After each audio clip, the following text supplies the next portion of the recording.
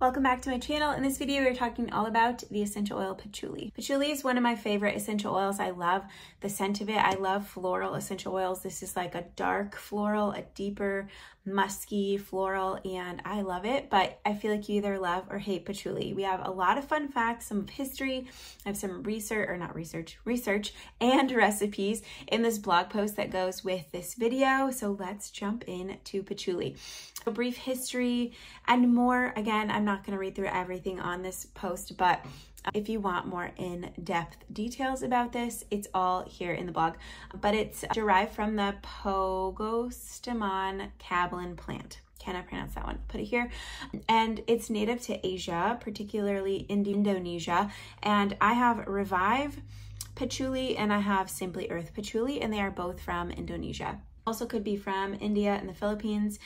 It's been used for years and years, centuries. A lot of essential oils have been, but in the 19th century, it became popular in Europe for scenting fabrics to prevent from moth damage. So I thought that was interesting. And then it was also used, the Victorians used it a lot in perfumery, which it still is today, used a lot in perfume. And then it's also known as the hippie essential oil, or the scent of the 60s, because it was the oil that was just super popular back then in the 60s and 70s, symbolizing peace, love, all of that encompassed that decade, or those 2 decades actually.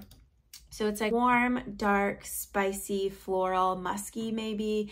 I really love the scent of it. It smells really, really good to me. It is distilled through steam distillation, which is the most common way to obtain essential oils. So the leaves are harvested and then dried for a bit, and then they are placed with steam, and the heat and water makes the essential oil come out, and then it separates, and then you get the essential oil. The water that is left over from steam distillation is called the plant water, or the hydrosol, which is also super beneficial. I feel like patchouli hydrosol would be an awesome one to have. I haven't ever seen it, but it's an essential oil that's used a lot in skincare, and so I like lavender and rose hydrosols because you can use them as a toner on your face. Patchouli would make a great floral water, which I just haven't seen. I have to look into that. Anyways, the plants grow, like we already said, in India, China, Philippines, Malaysia, but the 2 most popular brands that I use are both from Indonesia. So constituents are what the essential oil is made up of. It's the science, it's breaking down the essential oil and figuring out what it is made of. So the main constituents of patchouli are patchoulol, which is patchouli alcohol. So again, more information on all of these here in this post. The second one is alpha bulnesin, and then alpha guanine. And those are what contribute to what the essential oil does. These are sesquiterpenes, and then sesquiterpene alcohol is what the patchouli alcohol is. And so without getting too far into that, that just is what makes it anti-inflammatory, anti-spasmodic, calming, good for stress and anxiety, mood boosting. If you like the aroma, it is very grounding and calming aroma though. And then antimicrobial, anti-inflammatory, again, antifungal, calming, wound healing. It is good in skincare. One of the main ways that I like to use patchouli is in my made or DIY skincare serum. So it's super powerful and very versatile. A lot of essential oils are. So great addition to your wellness kit or cabinet, collection, whatever. Some of the uses being skincare, like I just mentioned, you can make your own like facial mist. If you can't find a patchouli hydrosol, you can make a serum, night cream, a whipped body butter, so many different things depending on what you want to use it for.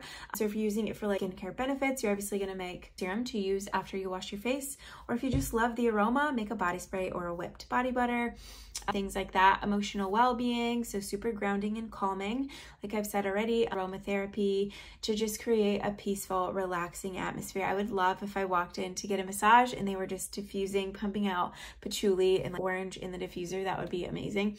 Hair care, so you can also use it to help balance your scalp's oil production. Household, you can use it in any of your cleaners. It's antimicrobial. Essential oils are always a good idea to add to your household cleaners. And then also I have just a little fun fact, and it's similar to vetiver and sandalwood. This is a very viscous or very thick essential oil. So when you're making something, it's going to take a while to get it out of the bottle. Like a lemon or a citrus oil, those are very thin, so they're easier to get out of the bottle, but that makes them last a little longer, so 4 to 8 years if you store them very properly out of direct sunlight, and which those are not, that's why I'm pointing to them. Well, it doesn't get direct sunlight, but I do get comments about how they're on the wall. So in a drawer, in the dark, and out of the heat, 4 to 8 years is how long patchouli will last. And it does, I feel, last a lot longer than a lot of other essential oils. And lastly, I just have some recipes to use patchouli. So if you have it sitting on your shelf and never use it, here you go. A calming bath soak. So a cup of Epsom salts, 10 drops patchouli, 5 drops lavender. And then you're gonna wanna mix your essential oils in a carrier oil first, tiny container, and then dump it into your salts or whatever you're using as your bath soak. Then we have a radiant skin serum, so use whatever carrier oil is fitting for your skin type. I have a video on that. If you have any questions, let me know down below.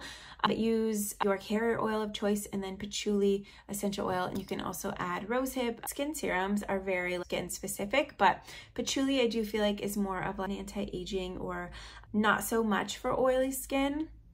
That makes sense.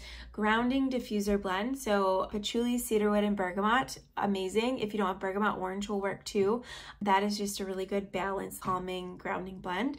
And then there's a natural insect repellent spray. So patchouli, lemongrass, eucalyptus. You could also use catnip essential oil. There's tons of essential oils that are good for repelling insects and bugs.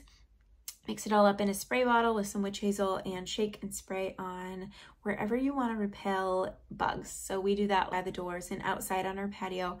Then earthy room sprays last. So patchouli and orange mixed with some witch hazel in a spray bottle as well, and just shake it every time you use it.